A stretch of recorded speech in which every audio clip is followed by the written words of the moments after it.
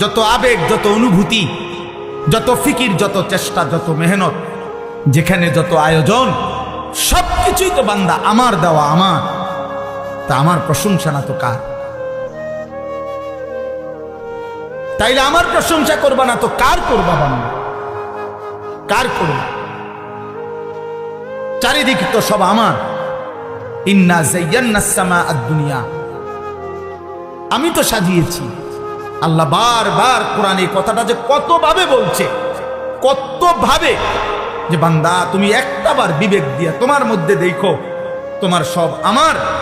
চারিদিকের সৃষ্টিতে দেখো, তাও আমার।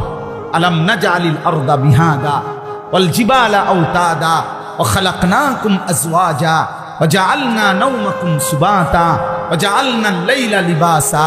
আল্লাহ বলে, বলো না বান্দা, এই জমিন আমি কি তোমার জন্য বিছানার মতো বিছায়া দেই নাই?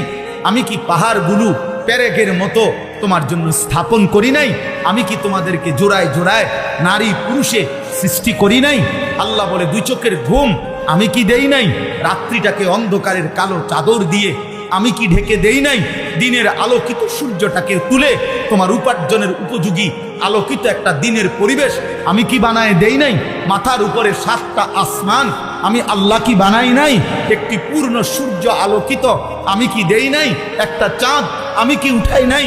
প্রতিনিয়ত আকাশ থেকে অঝোর ধারায় বৃষ্টি আমি কি নামাই নাই? জমিন থেকে তোমার জন্য খাদ্য, শস্য, উদ্ভিদ, ফুল, ফল, ফসল আমি কি উৎপন্ন করি নাই? এত কিছুর বিনিময়ে আমি কি সেজদা পাই না? এই নাফরমান, এই গাদ্দার, বেনামাজি গাদ্দার, তুই ওঠ না কেন?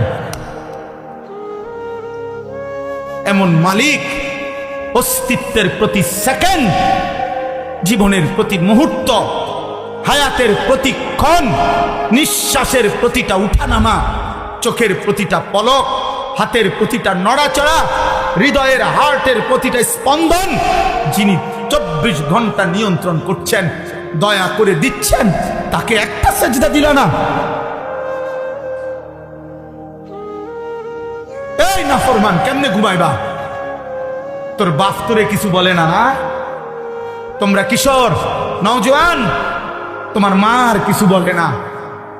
হাইওয়ানের মতো চুল, কোন মুশরিক, কোন বেঈমানের মতো চুল রাখছো, সারাদিন এক ওয়াক্ত নামাজ পড়ো না, চেহারা সুরত দেখলে বোঝা যায় বন্য জন্তুর মতো, যার কারণে মা মুখ ফিরায় নিছে। আরে বদনসিব, তোর দুর্ভাগা কপাল, তোর বাপে আর তোকে ডাকে না, তোর মা তোকে ডাকে না। এক ঘরে ঘুমায় 365 দিনে